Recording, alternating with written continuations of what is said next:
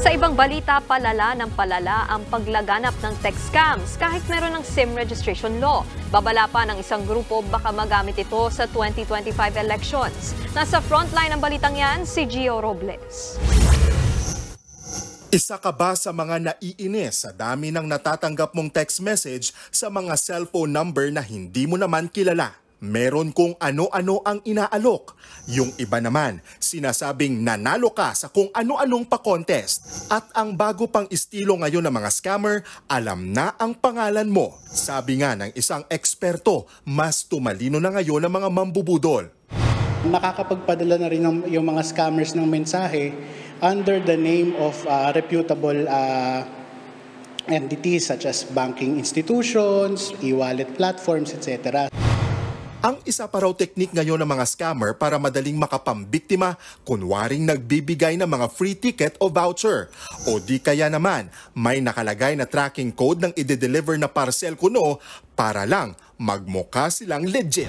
At ang text message na yan, may kasamang link na kapag pinindot mo, mapupunta ka sa kanilang phishing website. Ipapatype sa iyo ang mga personal information, pati na rin ang iyong bank account details at magagamit na nila yan para limasin ang pera mo. Tila nakikisabay raw ang mga scammer sa modernong teknolohiya para makapambudol. Ngayon, gumagamit na sila ng mga tinatawag na parang portable cell towers na kung saan pinapenetrate nila o pinapasok nila yung mga 2G networks para makapag-text blast.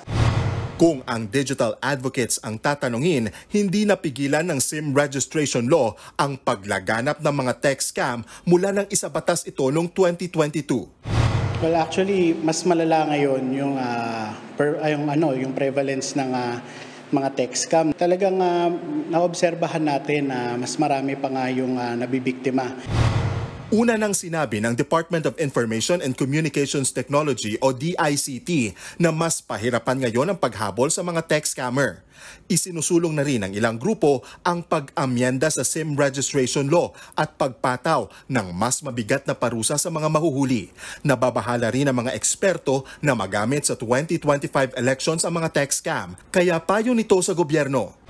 Habulin natin yung mga nagbebenta ng mga text blast machine, yung mga nagbebenta ng mga portable cell towers. Lalo ngayon, paparating yung 2025 elections. So dapat paigtingin pa ng gobyerno yung efforts na yan. Para naman sa publiko, dapat maging mapanuri sa mga natatanggap na mensahe. Huwag basta-basta maniwala, lalo na kung ito ay too good to be true. Nagbabalita mula sa Frontline, Gio Robles, News 5. Mga kapatid, Nikki de Guzman po. Iba na ang may alam at may pakialam sa panahon ngayon. Para sa tuloy-tuloy na balitaan sa Frontline kahit weekend, mag-follow at mag-subscribe sa social media pages ng News 5.